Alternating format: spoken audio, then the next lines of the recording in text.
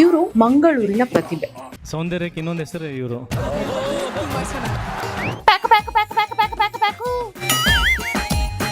G ಕನ್ನಡದಲ್ಲಿ ಆನಂದ್ ಗುರೂಜಿ ಹೇಳಿದ್ದಾರೆ, ಆಷಾಢ ಕಳೆದು ಶ್ರಾವಣ ಶುರುವಾದ್ರೆ ನನ್ನ ಮಗ ಟಾಪ್ ಅಲ್ಲಿ ಬರ್ತಾನೆ ಅಂತ.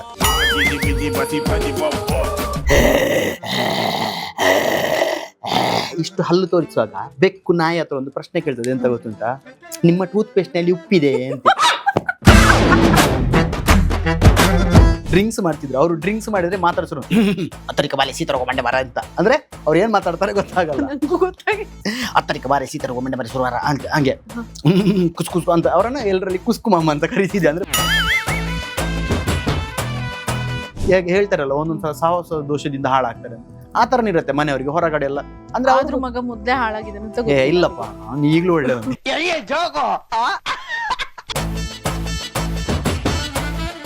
ಬರೀ ಕಚ್ಚೆ ಹಾಕಿದ್ದಾರೆ. ನಾನು ಕೇಳಿದ ಬಟ್ಟೆ ಇಲ್ಲ ಅಂತ ಹೇಳ್ತಾರೆ. ಅವ್ರಿಗೊಂದು ಆಸೆ ಆದದ್ದು.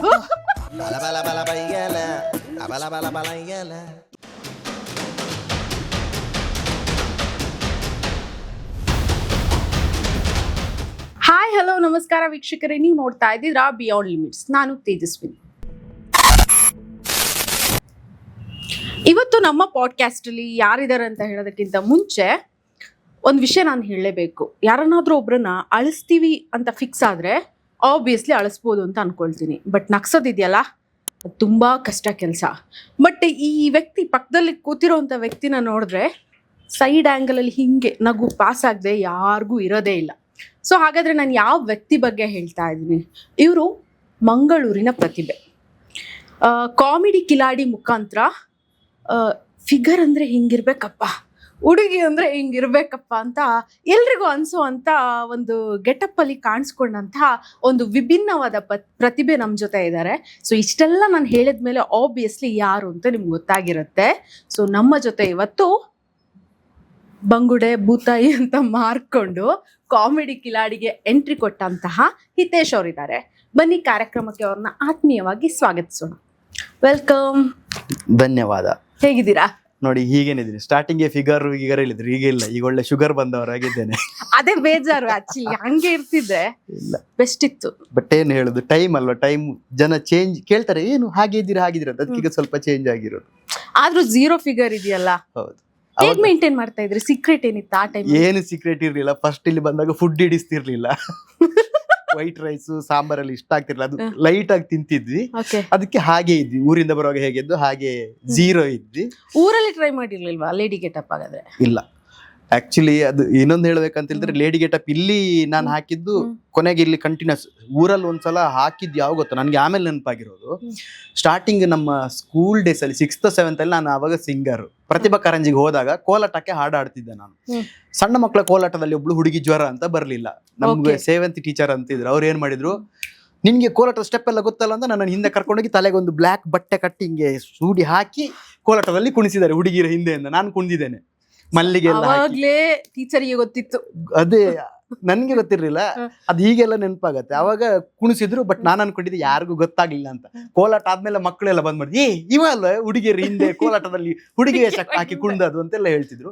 ಅದು ಬಿಟ್ರೆ ಇನ್ನೊಂದು ಏನ್ ಕಥೆ ಹೇಳ್ಬೇಕಂತ ಹೇಳಿದ್ರೆ, ಊರಲ್ಲಿ ಡ್ರಾಮಾ ಒಂದು ಟೀಮಲ್ಲಿ ಮಾಡ್ತಿದ್ರು. ಒಂದು 4-5 ಶೋ ಎಲ್ಲ ಮಾಡಿದ್ದೆ. ಅಲ್ಲೇ ಮಾಡ್ಬೇಕಾದ್ರೆ ಹಾಗೆ ಹೇಳಿದ್ರು, ಲೇಡಿ ಹಾಕಿ ಅಂತ ಹೇಳಿದ್ರು. ಆಕ್ಚುಲಿ ಇಲ್ಲ, ನಾನು ಲೇಡಿ ಮಾಡಲ್ಲ, ನಾನ್ ಮಾಡಲ್ಲ ಅಂತ ಹೇಳಿದ್ದೆ, ಲೇಡಿ ಮಾಡಲ್ಲ ಅಂತ.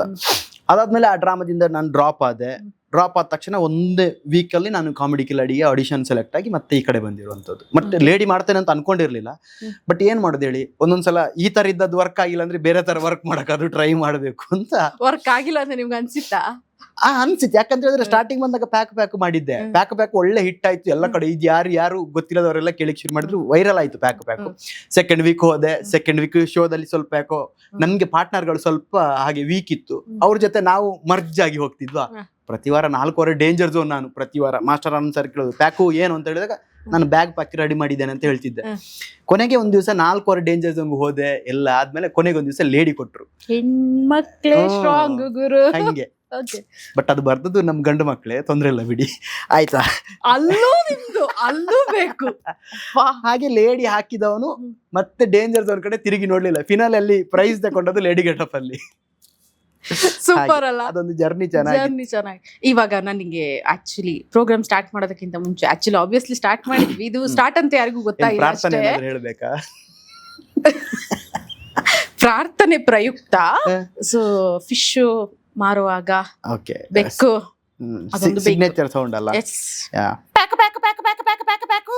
ಮತ್ತೆ ಇನ್ನೊಂದು ಫೇಮಸ್ ಡೈಲಾಗ್ ಹೇಳಿದೆ ಅಂತ ಹೇಳಿದ್ರೆ ಲೇಡಿ ಗೆಟಪ್ ಅಲ್ಲಿ, ಒಂದು ಜೆಂಟ್ಸ್ ಗೆಟಪ್ ಅಲ್ಲಿ ಫಸ್ಟ್ ಪ್ಯಾಕ್ ಫೇಮಸ್ ಆಗಿದೆ, ಆಮೇಲೆ ಲೇಡಿ ಗೆಟಪ್ ಅಲ್ಲಿ. ಜಿ ಕನ್ನಡದಲ್ಲಿ ಆನಂದ್ ಗುರೂಜಿ ಹೇಳಿದ್ದಾರೆ, ಆಷಾಢ ಕಳೆದು ಶ್ರಾವಣ ಶುರುವಾದ್ರೆ ನನ್ನ ಮಗ ಟಾಪ್ ಅಲ್ಲಿ ಬರ್ತಾನೆ ಅಂತ. ಹಾಗೆ ಅದು ಬಿಟ್ರೆ ಇಲ್ಲ. ಇದು ನನಗೆ ಇದು ಬೇಕು ಇವಾಗ, ಯಾವ್ದು? ಮೀನ್ ಮಾರ್ಕೊಂಡು ಹೋಗೋ ಬೆಕ್ಕಿದ್ ರಿಯಾಕ್ಷನ್ ಬೇಕು ನಂಗೆ. ಮೀನ್ ಮಾರ್ಕೊಂಡು ಹೋಗೋ ಬೆಕ್ಕೆಲ್ಲ ಏನ್ ಮಾಡ್ತದೆ, ನಾರ್ಮಲ್ ಮನೇಲಿದ್ದಾಗ ಬೆಕ್ಕು ಇರುತ್ತೆ, ಮೀನ್ ಮಾರ್ಕೊಂಡು ಹೋಗ್ತಿರ್ತಾರೆ, ನೋಡ್ತಿರ್ತದೆ. ಬೆಕ್ಕಿದ್ದು ಮುಖ ನಾರ್ಮಲ್ ನೋಡಿರ್ತಾರೆ, ಹೀಗಿರ್ತದೆ, ಹೀಗಿರ್ತದೆ ಬೆಕ್ಕ. ಅದು ನನ್ನದು. ಹಾಗೆ ಇನ್ನೊಂದು ಬೆಕ್ಕು ಹೇಳ್ತದೆ, ಅದು ನಿನ್ನದಲ್ಲ. ಫೈಟ್ ನೀವು ಅಬ್ಸರ್ವ್ ಮಾಡಿದ್ರೆ ಬೆಕ್ಕೆಲ್ಲ ಜಾಸ್ತಿ ಲೆಫ್ಟ್ ಹ್ಯಾಂಡ್ ಅಲ್ಲಿ ಫೈಟ್ ಮಾಡೋದು ನೋಡಿದಿರಾ? ಇವತ್ತಿನ ಮಾಡ್ತೇನೆ. ಇವತ್ತೊಂದು ಏನ್ ಮಾಡ್ತೀರಿ? ನಾನು ನೋಡಿಲ್ಲ. ನಾರ್ಮಲ್ ಬೆಕ್ಕುಗಳು ಫೈಟ್ ಮಾಡ್ಬೇಕಾದ್ರೆ ಹಾಗೆ ಇರುತ್ತೆ, ಜಗಳ ಆಡ್ತಿರ್ತದೆ, ಯಾವ ಸಡನ್ ಬಂದು ಸ್ಪೀಡ್ ಆಗಿ ಬಂದು ಹೊಡಿಯುತ್ತೆ. ಹಾಗೆ ಹಾಗೆ ಬೆಕ್ಕೆಲ್ಲ ಜಗಳ ಇಷ್ಟು ಆಡುತ್ತೆ. ಡೀಪ್ ಆಗಿ ಬೆಕ್ಕನ್ನು ಅಬ್ಸರ್ವ್ ಮಾಡುವಷ್ಟು ನಿಮ್ಗೆ ಟೈಮ್ ಇತ್ತಾ?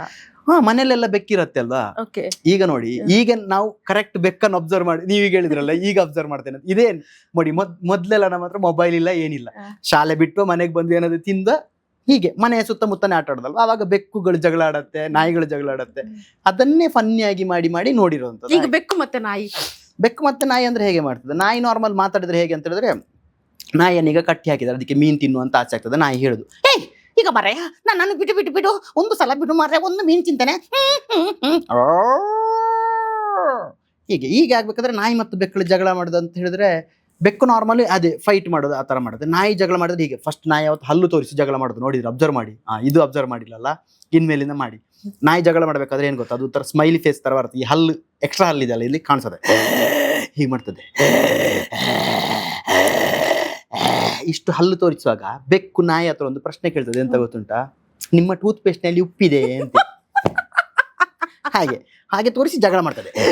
ಬೆಳಿಗ್ಗೆ ತಿಂಡಿ ತಿನ್ಲಿಕ್ಕೆ ಬಿಡ್ಲಿಲ್ಲ, ಈಗ ಮೀನ್ ತಿನ್ಲಿಕ್ಕೆ ಬಿಡುದಿಲ್ಲ, ಗೋ ಗೋ ಗೋ ಅಂತ. ಹೀಗೆ ಹೀಗೆಲ್ಲ ಫೈಟ್ ಮಾಡೋದನ್ನ. ಇಷ್ಟೆಲ್ಲ ಅಬ್ಸರ್ವ್ ಪ್ರಾಣಿಗಳನ್ನ ನೀವು ಮಾಡಿದಿರಿ, ಮನುಷ್ಯರನ್ನೆಲ್ಲ ಮಾಡ್ತಿರ್ಲಿಲ್ವಾ? ಮನುಷ್ಯರನ್ನ ಮಾಡ್ತಿದ್ದೆ. ಅದ್ರಲ್ಲೊಂದು ಕತೆ ಇದೆ ಊರಲ್ಲಿ. ಏನು ಗೊತ್ತಾ, ಒಬ್ರು ಅವ್ರ ಹೆಸರು ಹೇಳುದಿಲ್ಲ ಪಾಪ, ಡ್ರಿಂಕ್ಸ್ ಮಾಡ್ತಿದ್ರು. ಅವರು ಡ್ರಿಂಕ್ಸ್ ಮಾಡಿದ್ರೆ ಮಾತಾಡ್ಸೋರು, ಅತ್ತರಿಕ ಬಾಲೆ ಸೀತ ರೋಗಮಂಡೆ ಬರ ಅಂತ. ಅಂದ್ರೆ ಅವ್ರು ಏನ್ ಮಾತಾಡ್ತಾರೆ ಗೊತ್ತಾಗಲ್ಲ. ನಂಗೂ ಗೊತ್ತಾಗಿಲ್ಲ. ಅತ್ತರಿಕ ಬಾರೆ ಸೀತ ರೋಗಮಂಡೆ ಬರೀ ಸುರುವಾರ ಅಂತ, ಹಂಗೆ ಕುಸ್ಕು ಅಂತ. ಅವರನ್ನ ಎಲ್ಲರಲ್ಲಿ ಕುಸ್ಕುಮಮ್ಮ ಅಂತ ಕರೀತಿದ್ದೆ, ಅಂದ್ರೆ ಬರೀ ಅನ್ನೋರು. ಓಕೆನಾ? ನಾನು ಈ ಕಾಮಿಡಿ ಕಿಲಾಡಿ ಎಲ್ಲದಕ್ಕಿಂತ ಮುಂಚೆ ನಾನು ಏನ್ ಮಾಡ್ತಿದ್ದೆ, ಫ್ರೀ ಇದ್ರೆ ಊರಲ್ಲಿ ನಮ್ಮ ಮನೆ ಆ ಕಡೆ 5 ಸೆನ್ಸ್ ಎಲ್ಲ ಅಲ್ಲೆಲ್ಲ ಹೋಗ್ತಾ ಇದ್ನ. ಅಲ್ಲಿ ಹೆದರ್ಸ್ತಿದ್ದೆ ಇವ್ರನ್ನ ಇಮಿಟೇಟ್ ಮಾಡಿ. ಒಂದ್ಸಲ ಹಾಗೆ ಮಾಡಿದ್ದೆ, ಪಕ್ಕದ ಮನೆಯಲ್ಲಿ, ಅಲ್ಲಿ ಆಪೋಸಿಟ್ ಅಲ್ಲಿ ಒಬ್ರು ಮನೆ ಇತ್ತು, ಅವ್ರ ಮನೆಗೆ ಹೋಗಿದ್ದೇನೆ. ಈ ಡಿಕಯ ವಾರಿಜ್ ಅಂತ ಅವ್ರು ಇದ್ರು, ಅವ್ರ ಮನೆಗೆ ಇವ್ರ ತರ ಸೌಂಡ್ ಮಾಡ್ಕೊಂಡು ಹೋದ್ರೆ ಇವ್ರು ಸಡನ್ ಬಾಗ್ಲಾಕಕ್ ಬಂದ್ರು. ಅಂದ್ರೆ ಈ ಅವ್ರು ಕುಡ್ದವ್ರ ಮನೆಗೆ ಬಂದ್ರು ಅಂತ. ನಾನ್ ಜೋರ್ ದೂಡಿ ಹಿಡ್ಕೊಂಡೆ, ಚಗರಿ ಅಂತ, ಈಗ ಅಂತೆಲ್ಲ ಹಾಗೆ ಹೇಳ್ಬೇಕಾದ್ರೆ ಫೋರ್ಸ್ಫುಲ್ ಇವ್ರು ಒಂದು ಕೋಲ್ ತಂದು ಕೋಲಲ್ಲಿ ಕೈಗೆ ಹೊಡಿಯಕ್ ಬಂದ್ರು. ಕೈ ತಪ್ಪಿಸದೆ ಡೋರ್ ಹಾಕಿದ್ರು, ಕಿಟಕಿ ಎಲ್ಲ ಬಡ್ದೆ. ಏಯ್ ಯಾಕೆ ಎಲ್ಲಿಗೆ ಬಂದಿದ್ದೆ, ಹೋಗು ಹೋಗು ಅಂತ ಬೈತವ್ರೆ. ಇಬ್ರು ಎದುರ್ಕೊಂಡಿದ್ದಾರೆ, ಬೈತಾವ್ರೆ. ಆಮೇಲೆ ಕಿಟಕಿ ತೆಗೆದು ನೋಡಿದ್ರೆ ನಾನು ಆತರ ಇನ್ನೊಂದು ಪಕ್ಕದ ಮನೆಯವ್ರಿಗೆ ಎದುರಿಸಿದ್ದೀನಿ. ಹಾಗೆಲ್ಲ ತುಂಬೆಲ್ಲ ಅಲ್ಲಿ ಯಾರ್ಯಾರ ಹೆಸರಲ್ಲಿ ಏನೇನೋ ಮಾಡಿ ಕೀಟ ಎಲ್ಲ ಮಾಡ್ತಿದ್ದೆ. ಅದೇ ನೇಚರ್ ಅಂತ ಹೇಳ್ಬೋದಲ್ಲ. ಏನಂತ ಹೇಳಿದ್ರೆ, ಒಂದೊಂದ್ಸಲ ಈ ತರ ಹಾಸ್ಯಗಳು ಶುರು ಆಗದೆ ಅಷ್ಟೇ ನಮ್ಮ ಸುತ್ತಮುತ್ತಲಲ್ಲಿ ಶುರು ಆಗುತ್ತಲ್ಲ, ಹಾಗೆ ಶುರು ಮಾಡಿ. ಬಟ್ ನಮ್ಮ ಮಂಗಳೂರು ಸೈಡ್ ಅಂದ್ರೆ ನಮ್ದು ಅಂತ ಬಂದೇ ಬರುತ್ತೆ, ನಮ್ದಲ್ಲ ನಮ್ದು. ಸೊ ಮಂಗಳೂರು ಸೈಡ್ ಅಲ್ಲಿ ಈ ಕಾಮಿಡಿ ಸೆನ್ಸ್ ಅನ್ನೋದು ಪ್ರತಿಯೊಬ್ಬರಲ್ಲಿ ಇದ್ದೇ ಇರುತ್ತೆ ಅಂತ ಅನ್ಕೋಬಹುದಲ್ಲ. 100% ಇದೆ. ಅದು ಎಲ್ಲಿ ಶುರು ಆಗುತ್ತೆ ಅಂತ ಹೇಳಿದ್ರೆ, ನಾರ್ಮಲ್ ಈಗ ನೋಡಿ, ನಾವು ನಾರ್ಮಲ್ ಏನಾದ್ರು ಮಾತಾಡ್ಕೊಂಡು ಕೂತಾಗ ಸಡನ್ ಗ್ಯಾಪ್ ಅಲ್ಲಿ ಏನಾದ್ರು ಒಂದು ಪಂಚ್ ಆಗತ್ತೆ. ಅಂದ್ರೆ ನಾವು ಪಂಚನ್ನ ಬರಿಬೇಕಂತಿಲ್ಲ, ನಾವು ಮಾತಾಡೋದೇ ಪಂಚ ಆಗತ್ತೆ. ಈಗ ನಾರ್ಮಲ್ ತುಂಬಾ ಸಿನಿಮಾಗಳು ನೋಡಿ, ಈಗ ಮೊನ್ನೆ ಸೂಫ್ರಮ್ ಸೋ ಬಂತು, ಏನಿತ್ತು ಹೇಳಿ, ನಮ್ಮ ನೇಟಿವಿಟಿ. ಅದ್ರಲ್ಲಿ ನೋಡಿ ಗ್ಯಾಪ್ ಅಲ್ಲಿ ನಗು ಬರುತ್ತೆ. ಆ ತರದ್ದು ತುಂಬಾ ಸಿನಿಮಾಗಳು ಬಂದಿದೆ. ಹಾಗೆ ನಮ್ಮ ಮಾತುಗಳಲ್ಲೇ ಪಂಚಿದೆ ಅಂತ. ಅಂದ್ರೆ ಸಿಚುವೇಶನ್ ಅನ್ನು ಕ್ರಿಯೇಟ್ ಮಾಡಿ ಬರಿಬೇಕಂತಿಲ್ಲ ಕೆಲವೊಂದು ಅಂತ. ಹಾಗೆ ಆದ್ರೆ ಇತ್ತೀಚಿನ ದಿನಗಳಲ್ಲಿ ಮಂಗಳೂರು ಅಂದ್ರೆ ಏನು, ಮಂಗಳೂರು ಡೈಲಾಗ್ ಅಂದ್ರೆ ಏನು ಅನ್ನೋದು ಎಲ್ರಿಗೂ ಗೊತ್ತಾಗಿದೆ. ಬಟ್ ನೀವು ಬಂದು ಒಂದು 10 ವರ್ಷ ಕಳೀತು. ಸೊ ಅವಾಗ ಆಬ್ವಿಯಸ್ಲಿ ನೀನೇನ್ ಮಂಗಳೂರು ಅವ್ರಿಗೆ ಮಾತಾಡ್ತಿ? ಇಲ್ಲ, ಆತರ ಆಗಿದೆ ನನಗೆ. ನಮ್ಮ ಶೋದಲ್ಲೇ ಆಗಿತ್ತು. ನಾನು ಪ್ರತಿ ವಾರ ಡೇಂಜರ್ ಝೋನ್ ಆಗಿ ಹೋದಾಗ್ಲೂ ಅದೊಂದು ಕ್ವಶನ್ ಬರ್ತಿತ್ತು, ನಿಮ್ದು ಅದೇ ಹಿತೇಶ್ ಮಂಗಳೂರು ಸ್ಲ್ಯಾಂಗ್ ಬರ್ತಾ ಇದೆ, ಅದು ಚೇಂಜ್ ಮಾಡಿ. ಅಲ್ಲ, ನಾವು ಹೇಗೆ ಸಡನ್ ಚೇಂಜ್ ಮಾಡಕ್ಕೆ ಸಾಧ್ಯನೇ ಆಗಲ್ಲ. ಒಬ್ಬ ಮನುಷ್ಯನನ್ನ ಚೇಂಜ್ ಮಾಡಕ್ಕೆ ಆಗಲ್ಲ, ಇನ್ನು ಅವ್ನು ಮಾತಾಡೋ ಶೈಲಿನೂ ಚೇಂಜ್ ಆಗಲ್ಲ. ಅದು ಹೌದು, ನನ್ಗೆ ಹಾಗೆ ಬರ್ತಿತ್ತು. ನಾನು ಪ್ರತಿ ಸಲ ಮಾತಾಡೋದು, ಎಂತದ್ ಮರ್ಯಾರೆ ಅದು ನಾರ್ಮಲ್ ನಾವು ಕನ್ನಡ ಮಾತಾಡಿದ್ರೆ ಅದು ಅವರಿಗೆ ಆ ಟೋನ್ ನಮ್ದು ಹೋಗಲ್ಲ ಅಂತ. ಆಕ್ಚುಲಿ ನಮ್ಮ ಟೋನ್ ಇದೆ ಅಲ್ವಾ, ಅದು ಹೋಗಲ್ಲ. ಈಗ ನಾರ್ಮಲಿ ಬೇರೆ ಕಡೆಯವ್ರದ್ದು ಹೇಳಿದ್ರು ಅವ್ರದ್ದು ಟೋನ್ ಹೋಗಲ್ಲ, ಹಾಗೆ ಹೋಗ್ತಿರ್ಲಿಲ್ಲ. ಬಟ್ ನನಗೆ ಪ್ರತಿ ಸಲ ಹೇಳೋದು ನಿಂದು ಮಂಗ್ಳೂರ್ ಸ್ಲ್ಯಾಂಗ್ ಬರ್ತಿದೆ ಅಂತ. ನನಗೆ ಎಷ್ಟು ಟೆನ್ಷನ್ ಆಗಿತ್ತು ಅಂತ ಹೇಳಿದ್ರೆ ನಾನು ಚಾನಲ್ ಅವ್ರ ಹತ್ರ ಹಿಡಿದೆ, ಸರ್ ನನ್ನ ಕೈಲಿ ಆಗ್ತಿಲ್ಲ, ನನ್ನ ಕಳಿಸಿ ಸರ್, ಹಾಗೆಲ್ಲ ಹೇಳಿದ್ದೆ. ನೆತ್ತಿಗೆ ಇರ್ಲಿಲ್ವಾ? ಸಿಟ್ಟು ಮಾಡ್ಕೊಳಕ್ಕೆ ಹೇಗಾಗತ್ತೆ, ನಮ್ದು ಫಸ್ಟ್ ಶೋ, ನಮ್ಗೆ ಗಂಧ ಗಾಳಿ ಗೊತ್ತಿಲ್ಲ, ಆಮೇಲೆ ಏನು ಗೊತ್ತಿಲ್ಲ. ಟೀಮ್ ವರ್ಕ್ಗಳು ಅಷ್ಟೇ ಕೊಡ್ತಾರೆ. ಪ್ರಾಕ್ಟೀಸ್ ಬೆಳಿಗ್ಗೆ 7 ಗಂಟೆಗೆ ಹೋಗ್ತಿದ್ವಿ, ಪ್ರಾಕ್ಟೀಸ್ ಮಾಡಬೇಕು. ಮೊಬೈಲ್ ಮುಟ್ಟಕ್ಕೂ ಟೈಮ್ ಇರ್ಲಿಲ್ವಾ? ಇಲ್ಲ, ಅವಾಗ ಬೇರೆ ಈ ಇನ್ಸ್ಟಾಗ್ರಾಮ್ ಇರ್ಲೇ ಇಲ್ಲ ನಾವಿದ್ದ ಟೈಮಲ್ಲಿ. ನಮ್ಗೆ ಬರೀ ಫೇಸ್ಬುಕ್ ಇತ್ತು. ಅದರಲ್ಲಿ ಏನಾದ್ರು ಶೇರ್ ಮಾಡಿ ಹೇಳಿದ್ರೆ ನಾವು ನಮ್ಮ ಪ್ರೋಮೋಗಳನ್ನ ನೋಡಿ, ನಾವು ಆವಾಗ ನಮ್ಮನ್ನು ಕೂಡ ನಾವು ಪ್ರಮೋಷನ್ ಮಾಡ್ತೀವಿ. ಟಿವಿಲಿ ಬಂದ್ರೆ ಅಷ್ಟೇ. FB ಏನಾದ್ರು ಚಾನಲ್ ಕಡೆಯಿಂದ ಪ್ರಮೋಷನ್ ಮಾಡಿದ್ರೆ FB ಬ್ಲಾಕ್ ಆಗೋದು, ಅಂದ್ರೆ ಅದು ಕಾಪಿ ರೈಟ್ಸ್ ಬರೋದು. ಅದಕ್ಕೆ ಅದನ್ನ ಶೇರೇ ಮಾಡ್ತಿರ್ಲಿಲ್ಲ. ಅವಾಗ ಮೊಬೈಲ್ ಮುಟ್ಟಕ್ಕೂ ಟೈಮ್ ಇಲ್ಲ. ಯಾವಾಗ ಹೇಳಿದ್ರೆ ಬೆಳಿಗ್ಗೆ ಪ್ರಾಕ್ಟೀಸ್ಗೆ ಹೋದ್ರೆ ಮೊಬೈಲ್ ತಕೊಂಡೋದ್ರೆ ಅಲ್ಲೊಂದು ಬ್ಯಾಗ್ ಅಲ್ಲಿ ಇಡಬೇಕು, ಎಲ್ರು ಯೂಸ್ ಮಾಡಕ್ಕಿಲ್ಲ. ಅದಾದ್ಮೇಲೆ ಪ್ರಾಕ್ಟೀಸು, ಊಟ, ಹಾಗೆ. ನಾವೇನಂತ ಹೇಳಿದ್ರೆ ಊರಲ್ಲಿ ಆಕ್ಟಿಂಗ್ ಕೋರ್ಸ್ ಎಲ್ಲ ಏನು ಮಾಡಿದ್ದೆ ಅಲ್ಲ. ಕಾಲೇಜ್ ಡೇಸ್ ಅಲ್ಲಿ NSS ಕ್ಯಾಂಪ್ ಅಲ್ಲಿ ಸ್ಕಿಟ್ ಮಾಡ್ತಿದ್ವಿ. ನಾವು ಮಾಡಿದ್ವಿ ಸ್ಕಿಟ್, ನಮ್ದೇ ಆಕ್ಟಿಂಗ್ ಅನ್ನೋ ತರ ಇತ್ತು. ಇಲ್ಲಿ ಬಂದಾಗ ಈ ನಮ್ಮ ಮೆಂಟರ್ಗಳಿದ್ರು, ಥಿಯೇಟರ್, ರಂಗಾಯಣ, ನಿನಾಸಮೆಲ್ಲದ ಗಣಪ ಸರ್ಗೆ, ಅವರೆಲ್ಲ ಏನ್ ಮಾಡೋರು ಅಂದ್ರೆ ಪ್ರಭು ಸರ್ ಅಂತ ಹೇಳಿದ್ರು. ನಾವೇನಾದ್ರು ಆಕ್ಟಿಂಗ್ ಮಾಡಿದ್ರೆ ಕ್ವಶನ್ ಮಾಡೋರು, ನೀನು ಅಂತ. ಈಗ ನಾವು ತೋರಿಸ್ತೀವಿ ನೀನು ಅಂತ. ಇಲ್ಲಿ 2 ಆಕ್ಷನ್ ಆಯ್ತು ನೋಡಿ. ಕೆಲವರು ಬಾಯಲ್ಲಿ ಹೇಳಿದ್ದಾನೆ, ಕೈ ಯಾಕೆ ತೋರಿಸ್ತಿದ್ಯಾ ಅಂತ. ನಮ್ಗೆ ಟೆನ್ಷನ್, ಓ ದೇವ್ರೆ, ಈ ತರ ಎಲ್ಲ ಆಕ್ಟಿಂಗ್ ಅಲ್ಲಿ ಇದೆಯಾ. ಹೇಗ್ ಟೆನ್ಷನ್ ಆಗೋದು ಅಂತ ಹೇಳಿದ್ರೆ ಬೆಳಿಗ್ಗೆ ಎಲ್ಲ ಎಕ್ಸರ್ಸೈಸ್ ಇತ್ತು. ಎಕ್ಸರ್ಸೈಸ್ ಅಂತ ಹೇಳಿದ್ರೆ ನಾವು ಹಾಗೆ ಬಾಡಿ ನಮ್ದು ಟಯರ್ಡ್ ಆಗಬಾರ್ದು ಸ್ಕಿಟ್ ಮಾಡೋಕೆ ಸ್ಟೇಜ್ ಅಲ್ಲಿ, ಅದೆಲ್ಲ ಚೆನ್ನಾಗಿರ್ತಿತ್ತು. ಅದು ಬಿಟ್ರೆ ನಮ್ಗೆ ಭಯ. ಆ ಅಟ್ಮಾಸ್ಫಿಯರ್, ಕಲಾಗ್ರಾಮ ಕರ್ಕೊಂಡು ಹೋಗ್ತಿದ್ರು. ಅಲ್ಲಿಗೆ ಬೆಳಿಗ್ಗೆ 7 ಗಂಟೆಗೆ ಪಿಕಪ್ ಆದ್ರೆ ಅಲ್ಲಿ ಹೋಗಿ ಬಿಟ್ರೆ ಒಂಥರ ಅಲ್ಲಿ ಬಿದಿರಿದ್ದೆಲ್ಲ ಜಾಸ್ತಿ. ನಾವು ಸ್ಕ್ರಿಪ್ಟ್ ಇಟ್ಕೊಂಡು ಕದ್ದು ಎಲ್ಲೆಲ್ಲಿ ಓದ್, ಅಂದ್ರೆ ಸರ್ ನೋಡಿದ್ರೆ ಕರಿತಾರಲ್ಲ, ಬಾ ಇಲ್ಲಿ ಆಕ್ಟ್ ಮಾಡುವ. ಇದು 10th ಗೆ ಕಂಬೈನ್ ಸ್ಟಡಿ ಮಾಡಿದಾಗ ಆಯ್ತು. ಹಾಗೆ ಗುಡ್ಡದಲ್ಲೆಲ್ಲ ಊಟದ ಟೈಮಿಗೆ ಮೆಲ್ಲ ಬಂದು ಊಟ ಮಾಡೋದು, ಮತ್ತೆ ತಪ್ಪಿಸಿ ಓಡಿ ಹೋಗುದು. ಹಾಗೆ ಅದೊಂಥರ ಪ್ಲೇಸೇ ಒಂಥರ ಈಗಲೂ ನೆನ್ಸ್ಕೊಂಡ್ರೆ ಜ್ವರ. ರಿಯಾಲಿಟಿ ಶೋ ಅಲ್ಲಿ ಇದ್ದದ. ಅವಾಗ ಏನ್ ಗೊತ್ತಾ, ನಮ್ಗೆ ಶೋ ಬಗ್ಗೆನೂ ಐಡಿಯಾ ಇಲ್ಲ. ಬ್ಯಾಂಗ್ಳೂರಿಗೆ ಫಸ್ಟ್ ಟೈಮ್ ಬರ್ತಿದ್ದೀವಿ. ಹಾಗೆ ಬಂದವ್ರಿಗೆ ಅದೆಲ್ಲ ಆ ಪ್ಲೇಸ್ ನೆನ್ಸ್ಕೊಂಡ್ರೆ ಈಗ್ಲೂ ಒಂದ್ಸಲ ಜುಮ್ ಅನ್ಸತ್ತೆ. ಹಾಗೆ ಹೆದರ್ಕೋತಿದ್ವಿ ಅಂತ ನಾವು. ಆತರ ಹೆದರ್ಕೊಂಡು ಡೆಡಿಕೇಟ್ ಆಗಿ ಮಾಡಿದ್ದಕ್ಕೆ ನಮ್ಗೆ ಈಗ್ಲೂ ನೋಡಿ ನೋಡಿ ನಾವೆಲ್ಲ ಮಜಾ ಮಾಡ್ತಾ ಇದ್ವಿ. ನಮಗೂ ಗೊತ್ತಿಲ್ಲ. ಒಂದ್ ವೇಳೆ ಮಿಸ್ ಆದ್ರೆ ನೆಕ್ಸ್ಟ್ ಡೇ ಮೀಟಿಂಗ್ ನಿಲ್ಲಿಸ್ಬಿಟ್ಟು ಸರಿಯಾಗಿ ಹೋಗಿತಾರೆ. ಅಂದ್ರೆ ಮಿಸ್ ಮಾಡ್ಲೇಬಾರದು. ಅಂದ್ರೆ ಶೋ ಅಂತ ಹೇಳಿದ್ರೆ ಅವ್ರದ್ದು ಪ್ಲಾನ್ಗಳಿರುತ್ತೆ, ಅವ್ರಿಗೆ ಹೀಗೆ ಚೆನ್ನಾಗಿ ಬರ್ಬೇಕು ಅಂತ. ಆತರ ನಮ್ಮನ್ನು ರುಬ್ಬಿ ತಯಾರು ಮಾಡಿದಕ್ಕೆ ನಾವು ಒಳ್ಳೆ ರೀಚ್ ಆದ್ವಿ ಅಷ್ಟೇ. ಈಗ ಮನೇಲಿ ಯಾವ ತರ ರುಬ್ತಿದ್ರು ಚೈಲ್ಡ್ಹುಡ್ ಅಲ್ಲಿ? ಮನೆಯಲ್ಲಿ ರುಬ್ತಿದ್ರು ಅನ್ನೋದಕ್ಕೆ ನಾವು ಆಕ್ಚುಲಿ ನಾವು ಅಣ್ಣ ತಮ್ಮಂದಿರು 3 ಜನ. ನಾವ್ ಆಕ್ಚುಲಿ ಮನೇಲಿ ಇದ್ದೀವಿ ಅಂತ ಊರವ್ರಿಗೆ ಗೊತ್ತಾಗ್ತಿರಲಿಲ್ಲ. ಅಂದ್ರೆ ಹೊರಗಡೆ ಹೋಗ್ತಾನೆ ಇರಲಿಲ್ಲ. ಅಷ್ಟು ಸೈಲೆಂಟ್ ಅಲ್ಲ, ಮನೇಲಿ ಸ್ಟ್ರಿಕ್ಟ್ ಅಂತ. ಅಂದ್ರೆ ವೈಲೆಂಟ್ ಇತ್ತು, ಗೊತ್ತಾಗ್ತಿರ್ಲಿಲ್ಲ ಅಷ್ಟೇ. ಇಲ್ಲ, ಅವಾಗೆಲ್ಲ ಅಷ್ಟೊಂದು ವೈಲೆಂಟ್ ಇರ್ಲಿಲ್ಲ. ಸ್ಕೂಲ್ಗೆ ಹೋದ್ರೆ ಹೋಗ್ತಿದ್ವಿ, ಅಲ್ಲಿ ಫೈಟ್, ಸುಮ್ಮನೆ ಮಕ್ಳಿದಾಗ ಜಗಳ ಎಲ್ಲ ಆಡ್ತಿದ್ವಿ ಅಲ್ಲ, ಹಾಗೆ ಆಗ್ತಿತ್ತು. ಅದು ಬಿಟ್ರೆ ಊರಿಗೆ ಅಂದ್ರೆ ನಾವು ಒಂದು 7th ಆದಾಗೆಲ್ಲ ಹೊರಗೆ ಗೊತ್ತಾಗ್ತದೆ. ಇಲ್ಲಂದ್ರೆ ಶಾಲೆ ಮುಗಿಸ್ಕೊಂಡು ಬಂದು ಮನೆಯಲ್ಲೇ ಕೆಲಸಗಳಿರ್ತದೆ. ಅಪ್ಪ ಅಮ್ಮ ಅವರು ದುಡಿಯಕ್ಕೆ ಹೋಗ್ತಿದ್ರಲ್ಲ, ಏನಾದ್ರು ಸಣ್ಣ ಪುಟ್ಟ ಕೆಲಸ ಮಾಡ್ತಿದ್ರು. ಸಂಜೆ ಒಬ್ರು ಸ್ನಾನಕ್ಕೆ ನೀರು ರೆಡಿ ಮಾಡ್ಬೇಕು, ಹಾಗೆಲ್ಲ ಏನಾದ್ರು ಪಾತ್ರ. ಅವಾಗೆಲ್ಲ ನೋಡಿ ಮಕ್ಕಳು. ಆಮೇಲೆ ನಾವು ಸಣ್ಣ ವಯಸ್ಸಿದ್ದಾಗ್ಲೇ ಚೆನ್ನಾಗಿ ಕೆಲಸ ಮಾಡುದು ಅಂತ. ಅವಾಗೆಲ್ಲ ಶೇರಿಂಗ್ ಅಲ್ಲಿ ಕೆಲಸ ಮಾಡ್ತಿದ್ವಿ. ಒಬ್ಬ ಪಾತ್ರ ತೊಳೆಯೋದು, ಒಬ್ಬ ನೆಲ ಒರೆಸೋದು, ಅವರವರ ಬಟ್ಟೆಗಳನ್ನು ಹೋಗಿದ್ದು, ಅದೆಲ್ಲ ಮಾಡ್ತಿದ್ವಿ. ಆಕ್ಚುಲಿ ಕರೆಕ್ಟ್ ಆಗಿ ಹೇಳ್ಬೇಕಾದ್ರೆ ಹೀಗೆ ಅದನ್ನ ಕರೆಕ್ಟ್ ಆಗಿ ಮಾಡಲ್ಲ ಅಂತ ನಾವು ದೊಡ್ಡವರಾದ್ಮೇಲೆ. ಅವಾಗ ಮದ್ವೆ ಆಗಿದೆ, ಬಟ್ ಅವ್ರ ಊರಲ್ಲಿದ್ರೆ ನಾನು ಮಾಡ್ಲೇಬೇಕಲ್ಲ.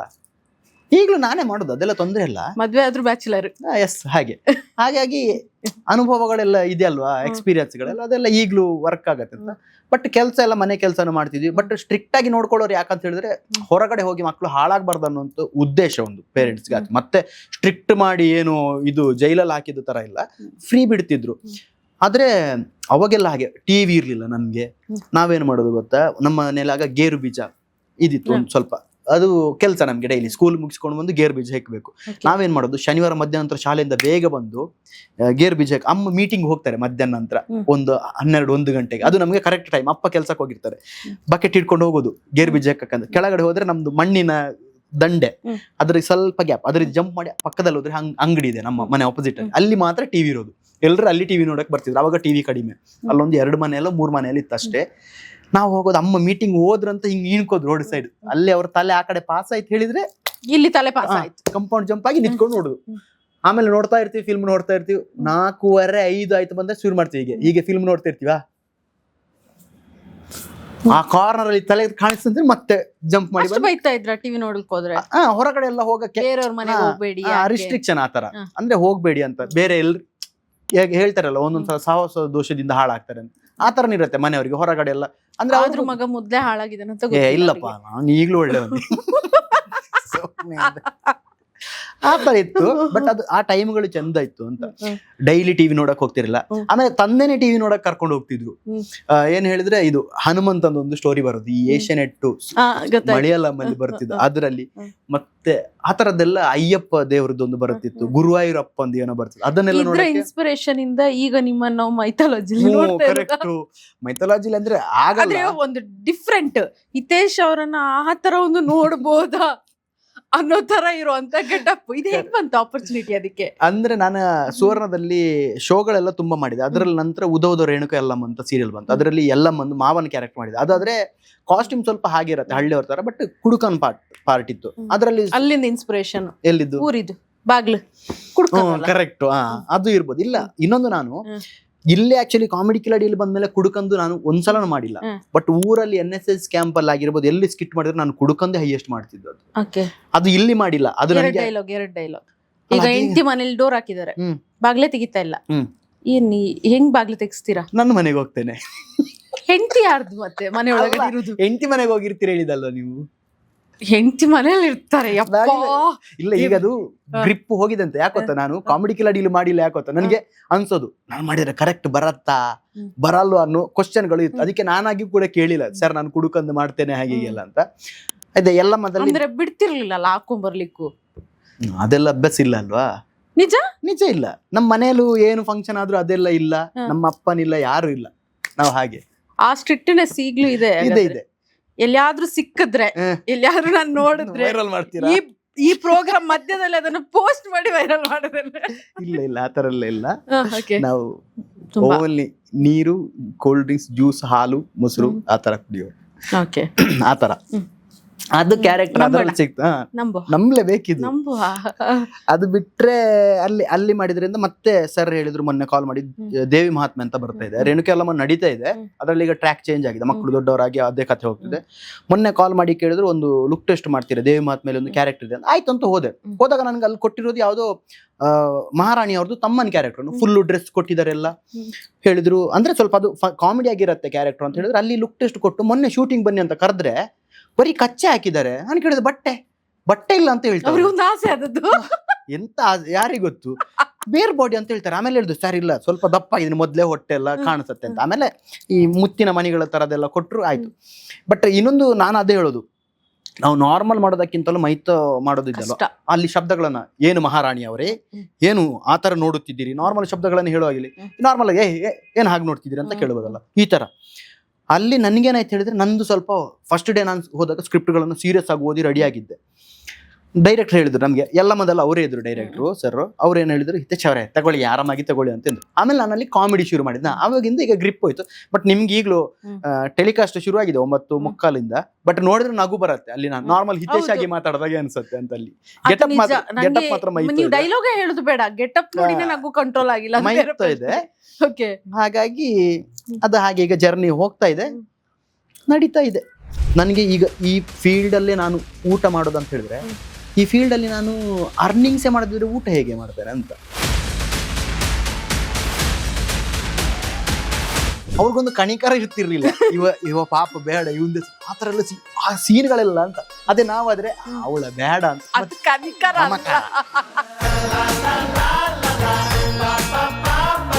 ನಂಗೊಂದು ಫೀಲ್ ಆಗುದು ಸರ್, ನೀವು ಇದೆಲ್ಲ ಹೇಳುವಾಗ, ನಿಮ್ಮೊಂದು ಏಜ್ ಎಷ್ಟಾಗಿರ್ಬೋದು? 45 70. ನನಗೆ ಈ ಇಂಟರ್ವ್ಯೂ ಅಲ್ಲಿ ಎಲ್ಲ ಮಧ್ಯೆ ಸುಳ್ಳು ಹೇಳ್ತಿರೋ